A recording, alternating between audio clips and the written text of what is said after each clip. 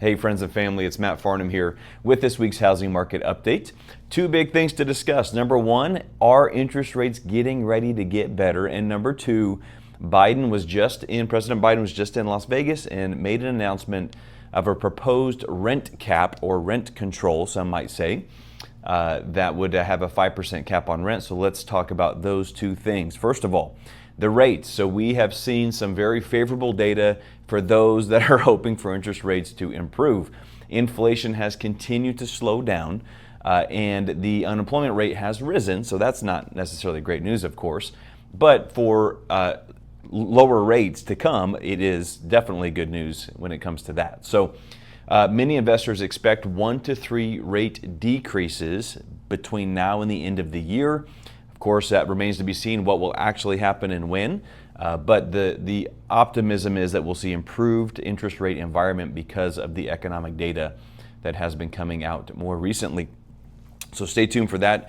But keep in mind, if you're on the fence of buying and you're waiting for those lower rates, I've said it before, it's going to be much more competitive for you to go buy a home if rates improve. So I would still invite you to get into the market sooner than later while home prices probably don't keep going up and less competition to find the home that you really like and to be able to get the offer accepted. On the rent cap, I have a couple articles that we're going to put below. One is about the interest rate environment. You can read that. The other article is from the National Association of Realtors in response to President Biden's suggestion or his initiative to want to see a rent cap. And basically the counter argument is that in all history, in both locally and in the world, initiatives like this have proven to be detrimental to the housing market. It actually de-incentivizes developers and builders of developing in markets where they feel like they're going to be handicapped on rent caps.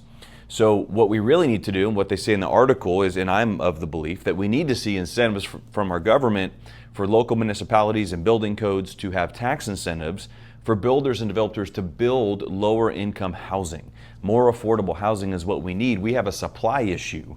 And if we can fix the supply issue, we can start to make a little bit of a dent in the affordability gap that we have for so many families in the country. So it's an interesting read. Read that article below. I'm interested to hear your feedback. You want to shoot us an email or tag us on social or something.